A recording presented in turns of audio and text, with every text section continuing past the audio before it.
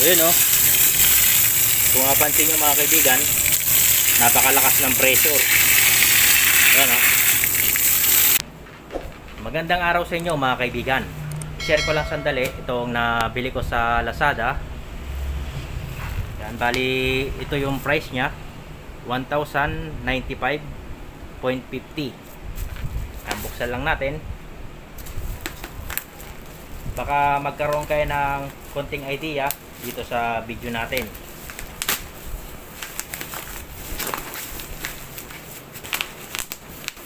Tanggalin lang natin itong plastic nya at itong karton.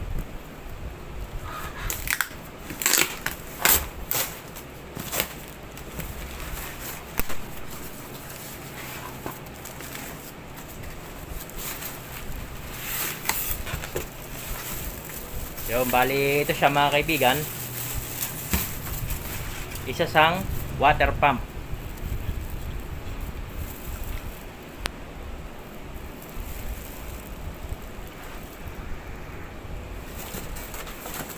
Yan, manual yung kasama niya para mayroon kayong instruction kapag i-install nyo.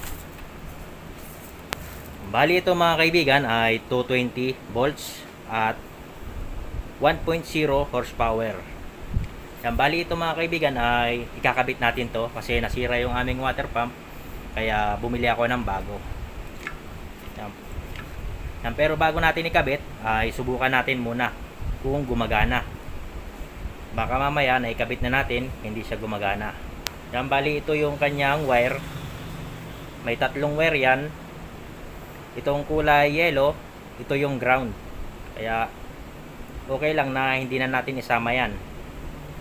Bali ito lang dalawa. Yan, bali meron akong outlet dito. Saksak natin kung gumagana.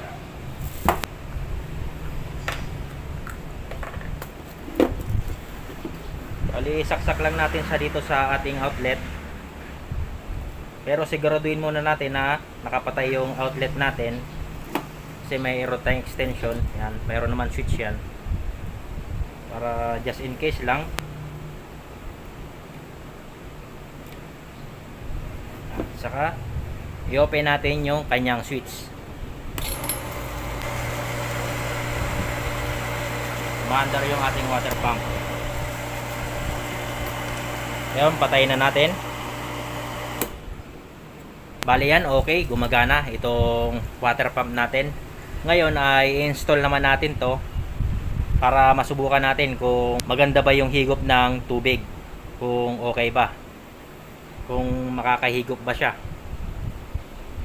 Yan, tara mga kaibigan. Ito nga pala yung lumang water pump natin. Yan, yung dati niyang water pump, yan, nasira. Yan, dahil na nabaha. Yan, nasunog. Yan, kaya tayo nagpalit ng bago. Yan, bali ito yung bago na water pump. Yan, pero sana lang ay mas malakas siyang humigop ng tubig. Yan, sana gumana. Sana mapahigop natin ng tubig. Yan. Ngayon, i-install na natin siya dito sa tubo. Nakaabang naman yan kasi may dati. Yan, kung paano ko to in-install, itong mga tubo na to, mayroon akong video dyan. Hanapin nyo na lang sa ating channel. Yan, bali ito, mayroon siyang onion pipe para madali natin matanggal kapag tatanggalin natin. Kasi kapag bumabagyo dito inaabot to ng tubig. Yan, bumabaha dito, kaya inaalis ko to. Itong lumang water pump natin, hindi ko siya naalis nung bumagyo. Kaya naano siya, na baha.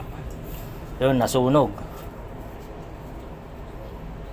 Yan siya nga pala mga kaibigan, naglagay ako ng teflon para sigurado na hindi tumagas yung tubig. Yan, ito 1 inch. 1 inch yung size ng tubo natin.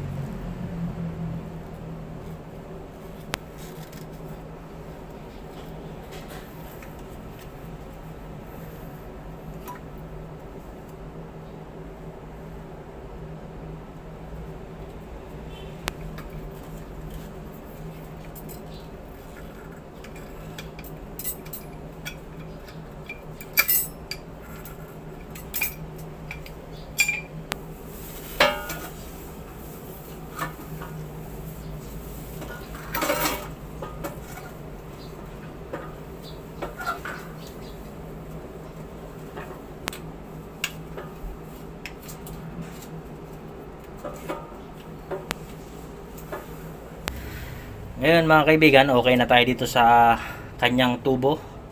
Ngayon dito naman tayo sa kanyang wire.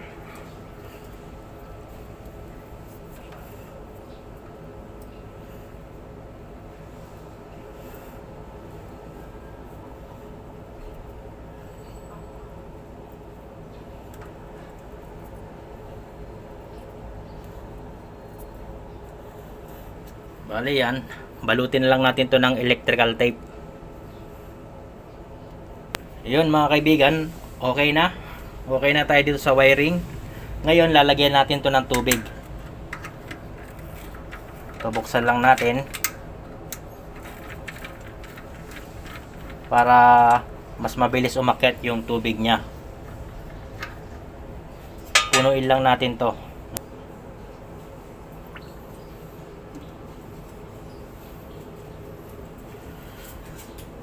Yan, bali okay na yan. Huwag muna natin takpan. Isaksak muna natin.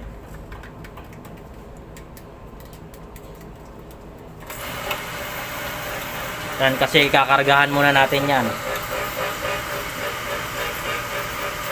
Kakargahan natin ng tubig para matulungan natin yung water pump natin na mabilis humigop ng tubig. Bali yan mga kaibigan, okay na yan. Humihigop na siya ng tubig. Bali yan mga kaibigan, hintayin lang natin. Tumataas yung kanyang gauge.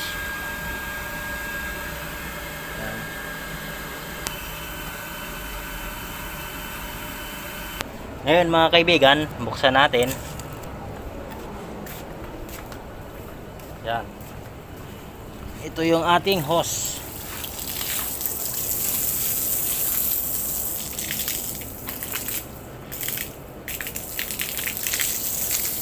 Ayos. Yan o.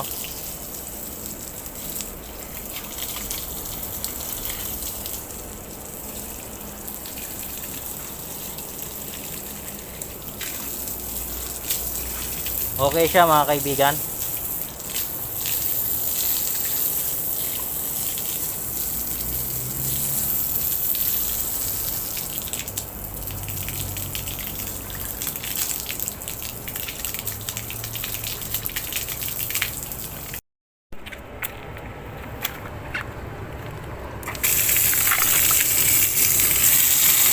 Ayun o.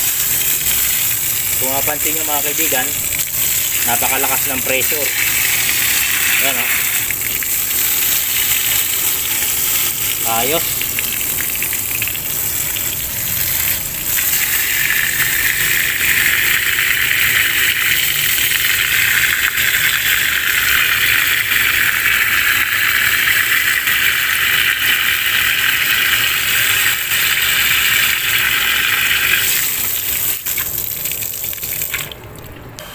Ayos itong water pump natin, gumagana siya ng maayos at humihigop siya ng tubig.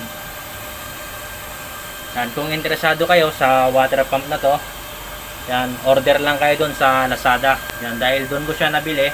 At kung nagustuhan nyo yung video natin, pakitapik na lang yung like. At kung hindi ka pa nakakapag-subscribe sa ating munting channel, ay pakisubscribe lang. At pakiclick na rin ng bell icon para lagi kang updated kapag may mga bago tayong video na i-upload. Hanggang sa muli mga kaibigan, God bless and ride safe.